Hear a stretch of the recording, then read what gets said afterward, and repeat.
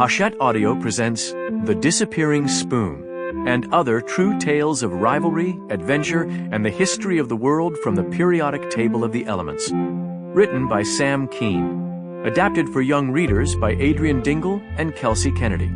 Read by Robert Petkoff. Includes a Mac and PC-compatible PDF with illustrations by Maggie Edkins. Introduction. As a child in the early 1980s, I tended to talk with things in my mouth.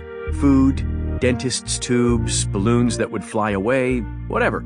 And if no one else was around, I'd talk anyway. This habit led to my fascination with the periodic table the first time I was left alone with a thermometer under my tongue. I came down with strep throat something like a dozen times in the second and third grades, and for days on end, it would hurt to swallow. I didn't mind staying home from school and medicating myself with vanilla ice cream and chocolate sauce. Being sick always gave me another chance to break an old-fashioned mercury thermometer, too. Lying there with the glass stick under my tongue, I would answer an imagined question out loud, and the thermometer would slip from my mouth and shatter on the hardwood floor, the liquid mercury in the bulb scattering like ball bearings. A minute later, my mother would drop to the floor despite her arthritic hip and begin corralling the balls.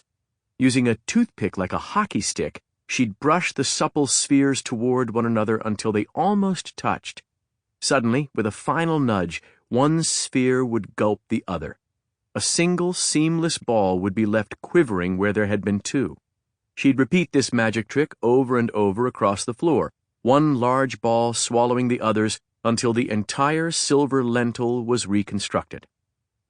Once she'd gathered every bit of mercury, she'd take down the green-labeled plastic pill bottle that we kept on a knick-knack shelf in the kitchen between a teddy bear with a fishing pole and a blue ceramic mug from a 1985 family reunion. After rolling the ball onto an envelope, she'd carefully pour the latest thermometer's worth of mercury onto the pecan-sized glob in the bottle. Sometimes, before hiding the bottle away, she'd pour the quicksilver into the lid and let my siblings and me watch the futuristic metal whisk around, always splitting and healing itself flawlessly.